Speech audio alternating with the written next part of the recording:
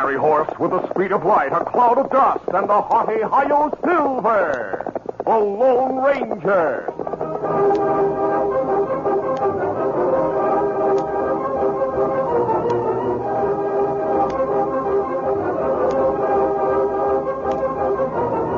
With his faithful Indian companion Tonto, the daring and resourceful masked rider of the plains led the fight for law and order in the early western United States. Nowhere in the pages of history can one find a greater champion of justice. Return with us now to those thrilling days of yesteryear. From out of the past come the thundering hoofbeats of the great horse Silver. The Lone Ranger rides again. Come on, Silver.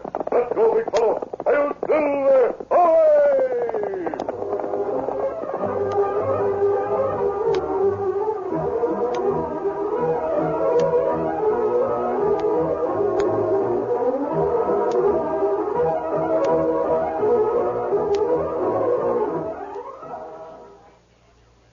Champions are made, not born. Yes, sir. Get on your way. Get on your way. Get on your way with Wheaties.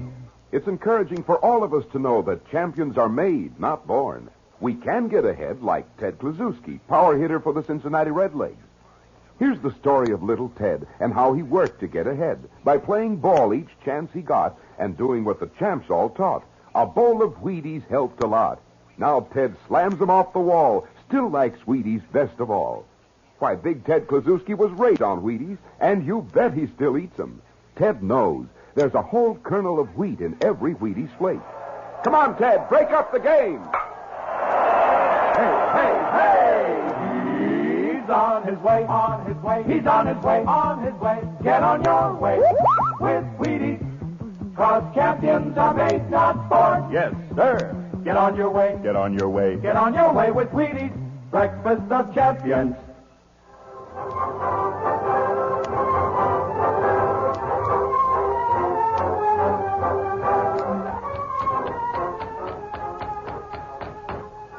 It was nearing midnight when cafe owner Roy Murray answered the knock on the outside door of his office at the rear of the Golden Nugget Cafe. He opened the door and admitted two rough-looking men, Red Emery and Pete Stockton. Hi, Red. Pete. Hi, boss. Come on in. Sit down. We just got your message a little while ago, boss. Yeah. Pete and I were playing cards over Never mind what you were doing, Red. What I want you to do that's important. What's that, boss?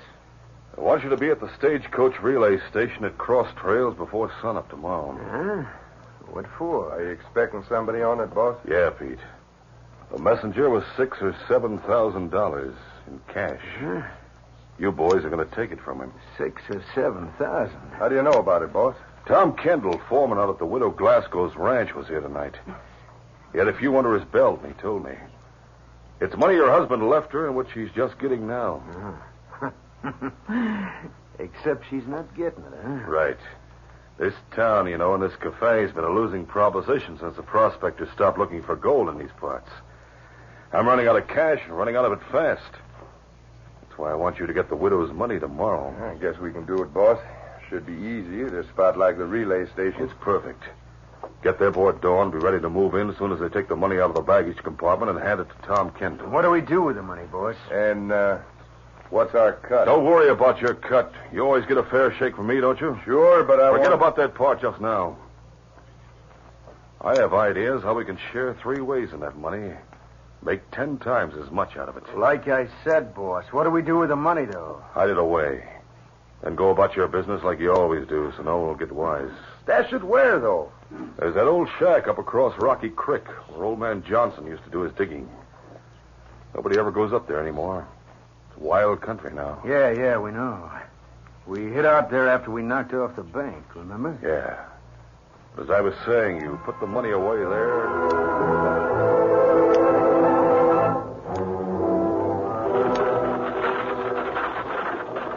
The stagecoach from St. Joseph came to a stop at the Cross Trails relay station shortly before dawn the next morning. Well, we're running ahead of schedule. As his guard leaped to the ground and started to help the station agent open the baggage compartment, the driver called to the one passenger inside the coach. All right, young fella, this is where you get off. This is Cross Trails. The youth was Dan Reed, nephew of the Lone Ranger, who had notified his uncle earlier that he would arrive at this time. Dan left the coach. We're ahead of time, aren't we? Yeah, a little. Traveling light, that's why. Somebody going to meet you here? Yes, but probably not till later. I'll wait inside the shack. Well, there's coffee and sinkers to be had inside. Be here 15 minutes. Hey, Sarge! Who can that be?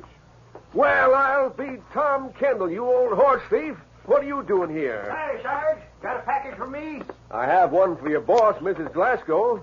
She with you? Nope. Come to get it myself. Where is it? The satchel in the baggage compartment. The shotgun guard's getting it now. You'll have to sign for it, Tom. Here's the guard now. Who's going to take this satchel, Sarge? Tom here's going to pick it up. He's Mrs. Glasgow's foreman. Tom, if you'll sign here. All right, get your hands up. Red Emery and Pete Stockton, their faces covered by bandanas, had emerged from the shadows with guns pointing. Stand against the wall, all of you.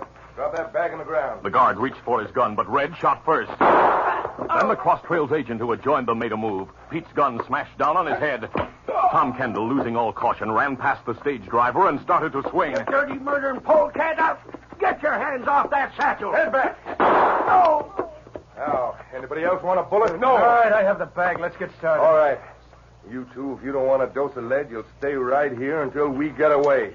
Now, let's get. As Red Emery turned slightly, Dan Reed sprang and threw his arms around the bandit's arms, yelling at Sarge, the driver, as he did so. Grab the bag. Use your gun. The driver was too slow. Pete Stockton pushed him aside, took the driver's gun from the man's hand, and brought the butt crashing down on Dan Reed's head. I ought to kill them. Come on, I'm all right. Let's get out of here.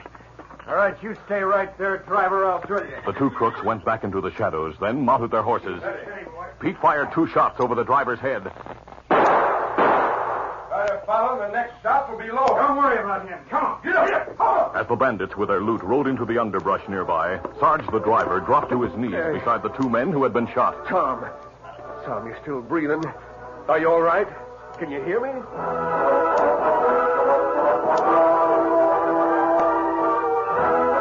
Victor, Dan Reed's horse, was being led by Tonto as he and the Lone Ranger set out from their camp that morning to meet the masked man's nephew.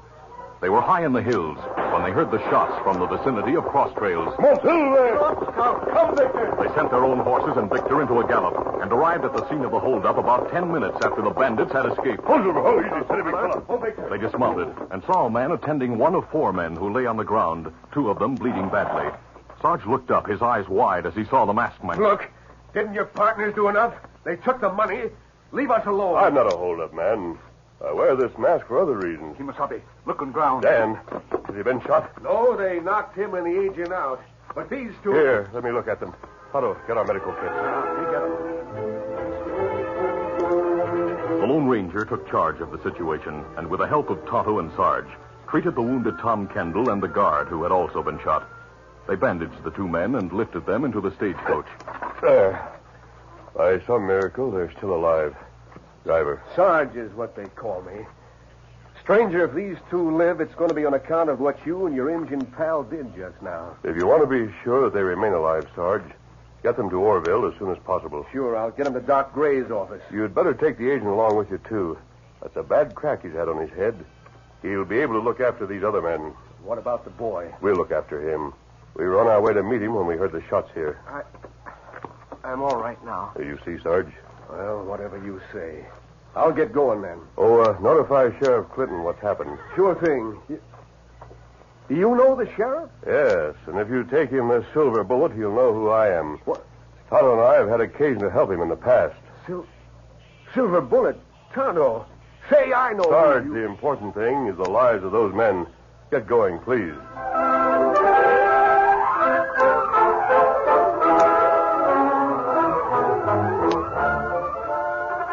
The curtain falls on the first act of our Lone Ranger adventure. Before the next exciting scenes, please permit us to pause for just a few moments.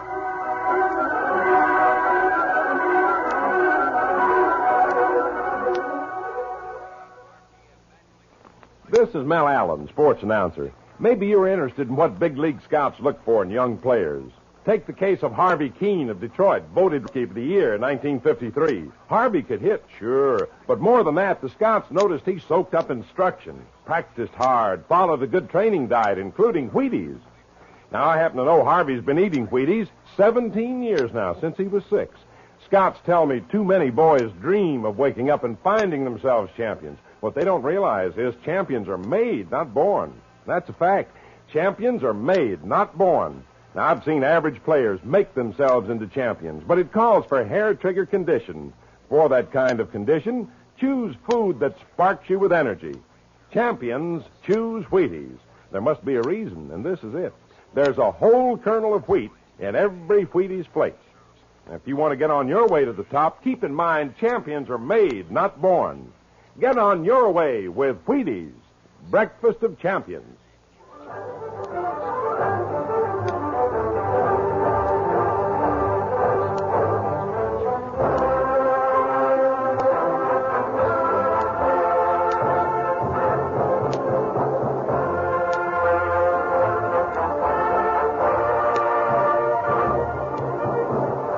Now to continue.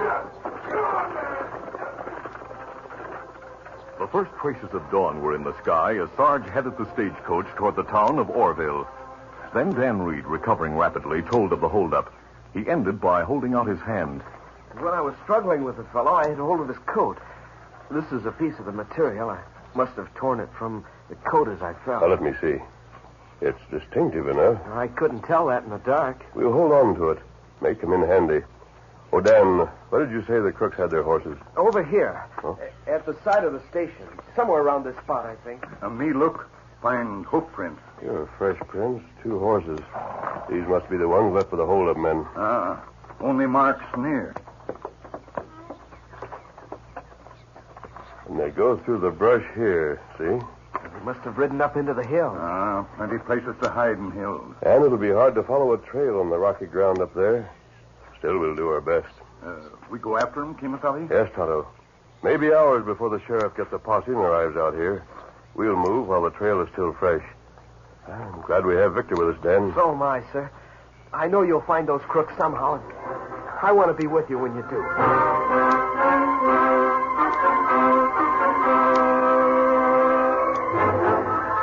Come on, Silver. Get him up, Scott. Come on, Victor. A few minutes later, the Lone Ranger, Tonto, and Dan Reed rode into the underbrush and followed the hoof prints faintly discernible in the first light of morning.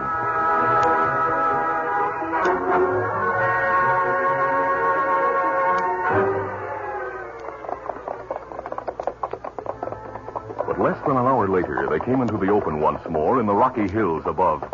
The hoof prints were no longer apparent. Oh, Silver. Victor, hope I can... Well, from now on, it'll be difficult. Could have gone in any direction up here. Yes, but somehow, somewhere, we'll be able to pick up their trail again. That is, if we spread out. Many places them can hide, Kimasabi. Yes, Tonto. This is old mining country. We know where many old mines are. Yes, we do, Tonto. If they're hiding out, they could be in any of them. Kimasabi, me go to north and look at places me know. All right, Tonto. I'll head up into the hills from the other side. Oh, Dan, you go with Tonto. Yes, sir. Now, if you come upon the trail again, fire 3 shots. If I pick it up, I'll do the same. Whoever fires the shots will remain at the spot and wait. Is that it? Yes. Then we'll continue on the trail together.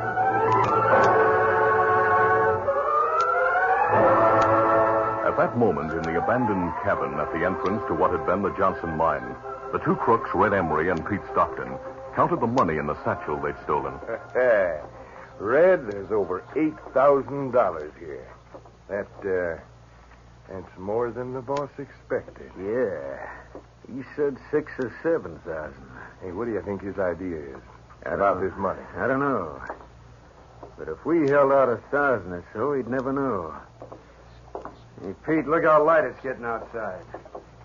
We ought to be getting out of here and riding back to town where our alibi is. Yeah. We'll hold out $1,000 and tell the boss there was only 7.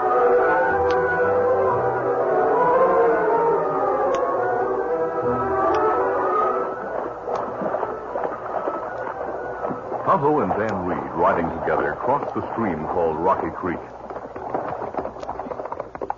There, on the opposite bank, they separated briefly, hoping to pick up any marks of water-soaked hoof prints along the shore. Dan was about a quarter of a mile away from Tonto, about to abandon his search, when he saw the faint imprint of hoofs heading from the water into the hills above. Victor, Victor, this could be the trail we're looking for. Let's ride up to where the ground's softer and study it. Come on, Victor.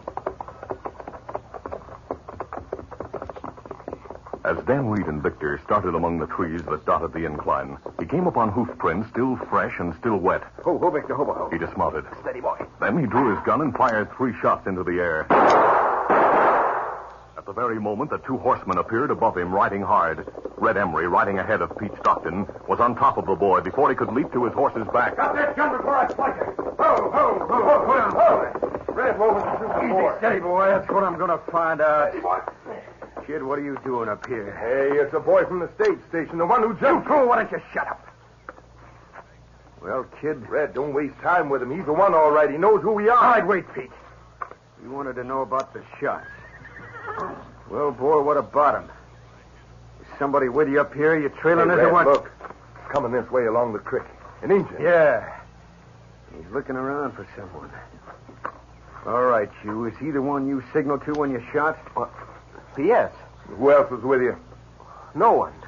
We crossed the creek together. All right, that's all I want to know. Pete, get behind that tree. What? Get behind that tree fast. We'll get the engine up here. You take him. Yeah, you get him up here. All right, kid, call to your pal. Well, I'll be behind this rock. And no fooling of any kind or I'll kill you. I mean it, I'll kill you. I'll do as you say. Tonto! Oh, Tonto! Get him up, Tonto. Tonto heard Dan Reed's call, and seeing the boy halfway up the incline, galloped his horse there. Oh, fella. Oh, Dan, you find trail, huh? Let me see marks. Easy, Scout. Easy, fella. Dan, who's this horse? All right, Injun, you're coming. Tonto, watch out. Oh! Too late. Yeah, that's where Pete. He didn't know you were behind him. Yeah, what do we do now? We have these 2 on our hands. What do we do with them? There's only one thing, Pete. We got to get rid of him. We can't do it here. Shots could be heard way down the other side of the creek. All right. We'll take him back to the cabin. Get rid of him there for good. And we'll take the money and we'll... Yeah, but come on.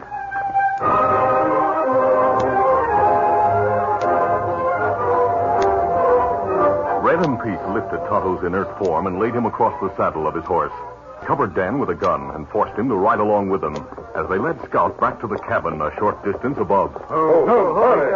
Easy, boy. Come on, give me a hand with this redskin. Yeah, right.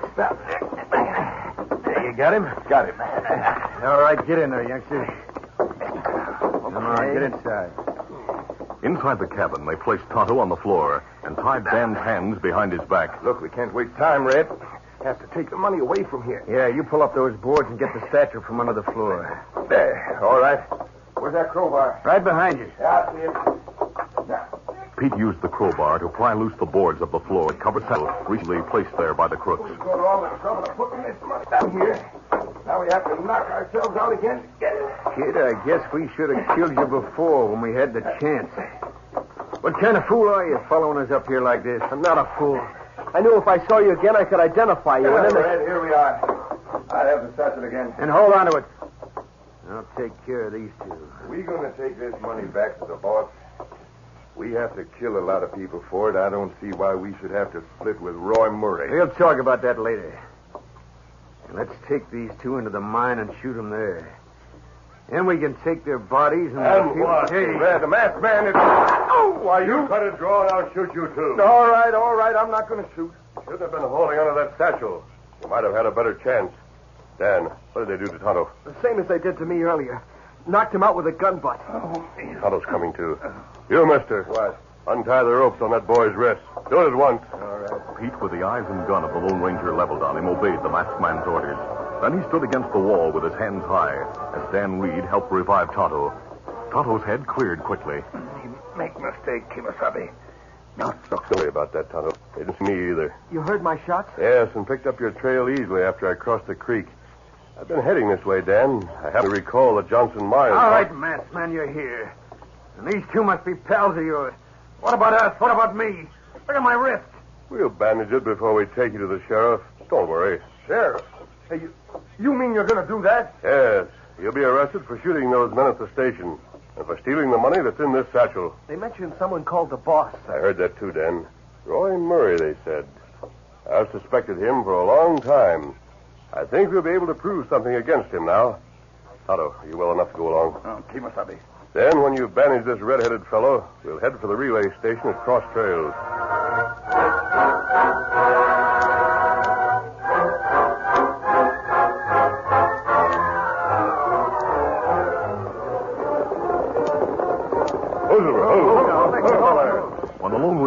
Tonto, Dan, and their prisoners reached the stagecoach station, there was yet no sign of the sheriff or his posse. They haven't arrived. To save them time and trouble, we'll take these men into Orville. All right, get going, you two. Come on, get up. Come on. Come on, Victor.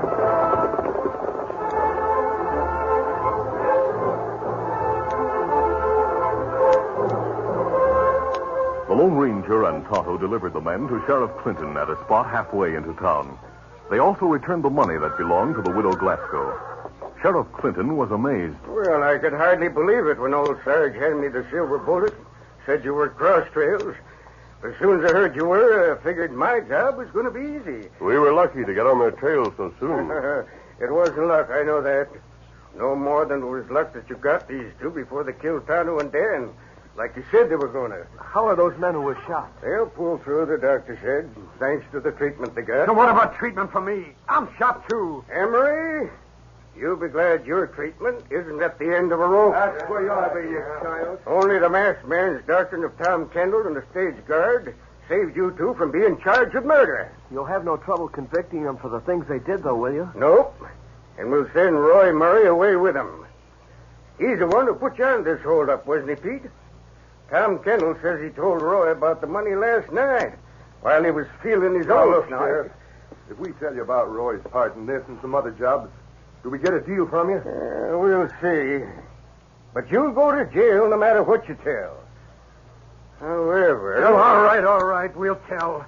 Only get me to a doctor and let me... Hey, that masked hombre's riding away with the Injun and the boy. Sheriff, you letting them do that? Yep.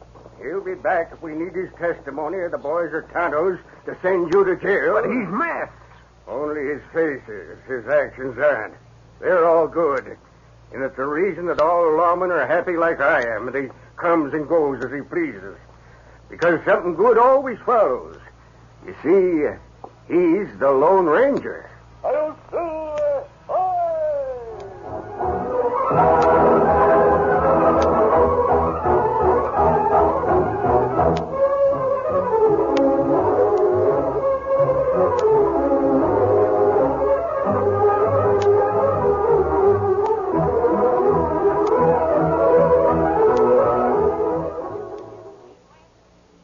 Diving Doris is 13, and she is the diving queen. She can do a flip because she knows she's got gold power from Cheerios. Yes, she's got gold power. There she goes. She's feeling her Cheerios, Cheerios, Cheerios. No wonder Cheerios gives you real go power. It's made from oats, and every delicious spoonful of Cheerios and milk is real muscle-building food. Each spoonful contains vitamins, minerals, and proteins your body needs. Yes, those good things in a Cheerios breakfast do good things for your body. Help give you healthy nerves, good red blood, strong bones, and muscles. Cheerios, the cereal shaped like little letter O's. Have Cheerios every morning. Then you'll hear people say... She's feeling her Cheerios.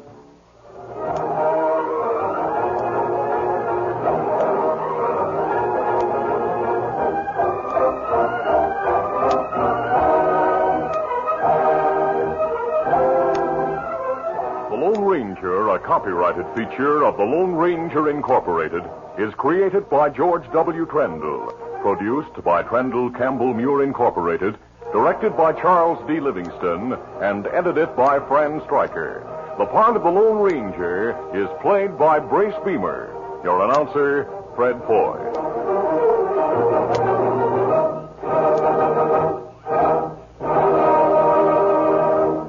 The Lone Ranger is brought to you by General Mills every Monday, Wednesday, and Friday at this same time. Be sure to listen.